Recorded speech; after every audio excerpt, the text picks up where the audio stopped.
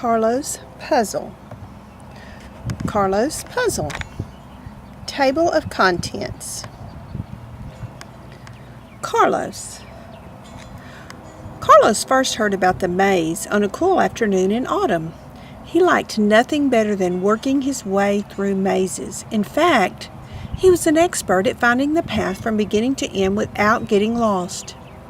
He knew many of the tricks maze makers use to disorient people trying to find the solution to their puzzle. He was in the kitchen creating his special ham sandwich with ham, lettuce, onions, pickles, mayo, mustard, and peanut butter when his mother came in with Alf. Alf barked once, wagged his tail, panted at the ham, sat down, and stared up at Carlos. Alf knew that Carlos would feed him because Carlos always fed him. Carlos did everything for Alf. He filled Alf's bowls, took him for walks, and brushed him when he was matted. He even let Alf sleep beside him. Carlos tossed Alf a small piece of ham and went back to creating his masterpiece. "Have you told Javier yet?" Carlos asked as he folded his sandwich together and took a bite. Javier was Carlos' big brother, and he had no interest in mazes whatsoever. "Not yet. He'll hate it, you know, if it doesn't have something to do with sports. Well, you know what I mean." "I know he won't be thrilled," Mom said as she worked, "but we went to the sportsplex for him. This time, we're doing the maze for you." Javier burst into the kitchen as Carlos was putting the dishes into the dishwasher. Javi was wet, loud, and invigorated. "I did it again!" he boomed as he opened the refrigerator door and yanked out the ham. "Make me a ham sandwich, little bro, because I am the man. I am king of the playing field with 3 base hits and a home run, and I deserve a reward." Carlos considered telling his brother to make his own sandwich when his mother stepped in and told Javier that a big star like him was perfectly capable of making his own sandwich. Javier had long ago convinced his little brother that the things Carlos was good at didn't matter. Carlos got better grades in school. He was an expert chess player and an excellent cook, and he was brilliant on the computer. Javier could care less. "Play chess with me, Javier," Carlos would say. "Chess? Why would I play a boring game like chess when I could be hitting home runs or making touchdowns? Let's go out and throw some passes, little bro. Or are you afraid you can't catch anything I might throw your way?" As Javier ate his sandwich, he learned of the family's trip to the maze. "What's a corn maze?" Javier asked through a mouthful of his monster sandwich. "They're like the mazes in my puzzle books, only 3D, and made by cutting paths through stalks in cornfields," Carlos explained. "Some of them are based on hedge labyrinth designs that are hundreds and hundreds of years old. Most of those are easy to walk through," Carlos added. "Some are more modern in design, take up acres of land, and take hours to solve. The one we're going to is supposed to be difficult, but not impossible." "Sounds fascinating," Javier muttered sarcastically. "I'll stay with a friend." "We're all going," his father said firmly, and the boys knew that was that.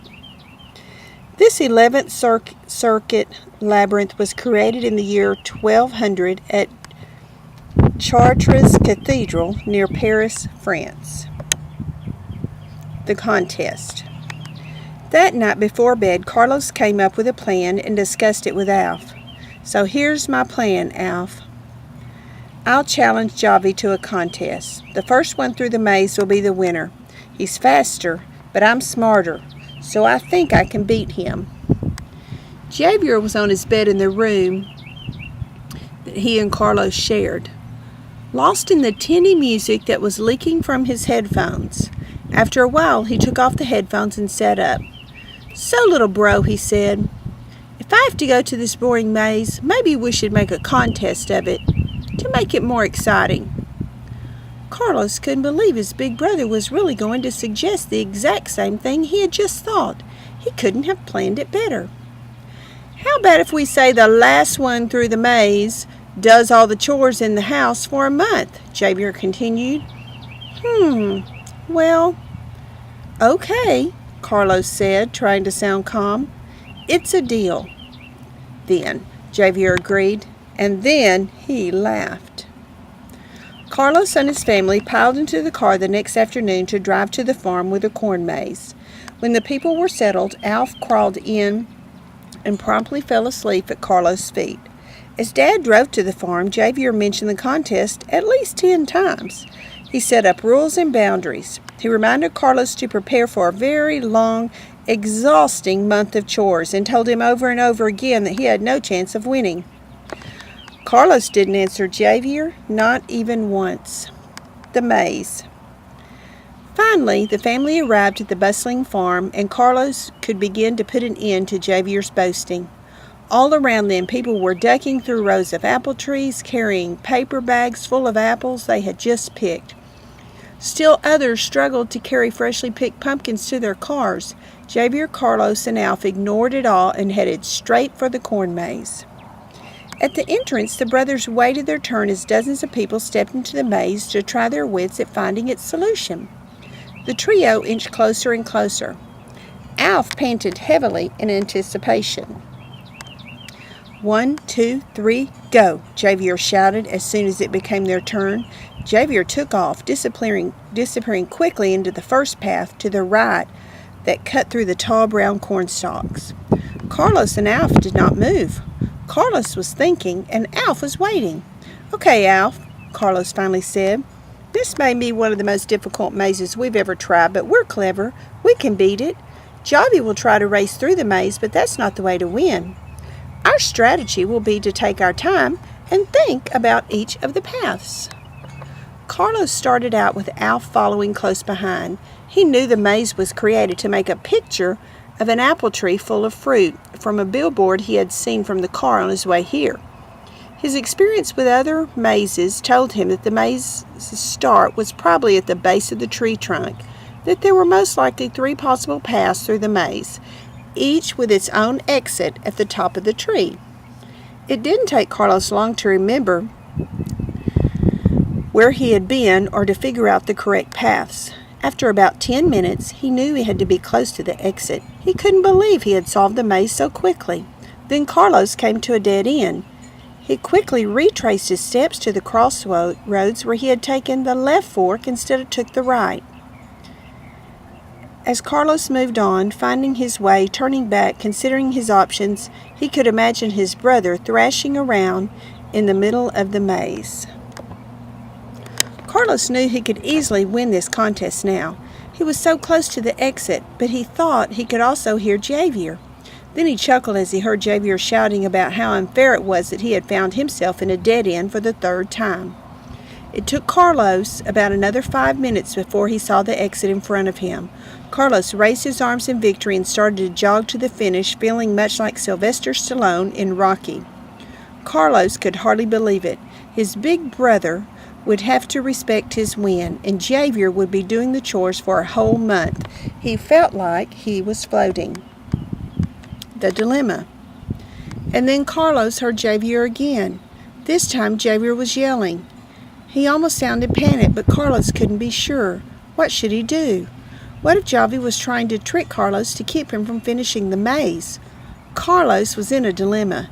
He could take the final steps to the exit and win and forget about Javi, or he could jeopardize his win, believe Javi was in trouble, and go back to help him. He could even stay where he was and hope that others in the maze would help his brother. Carlos stood there and looked down at Alf.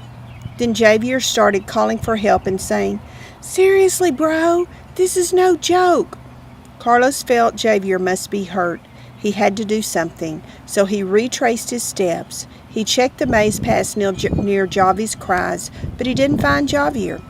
He then went back to the next junction and went right because he had come from the left. As the path looped in front of Carlos, he could see Javier's running shoes sticking out from where the corn curved.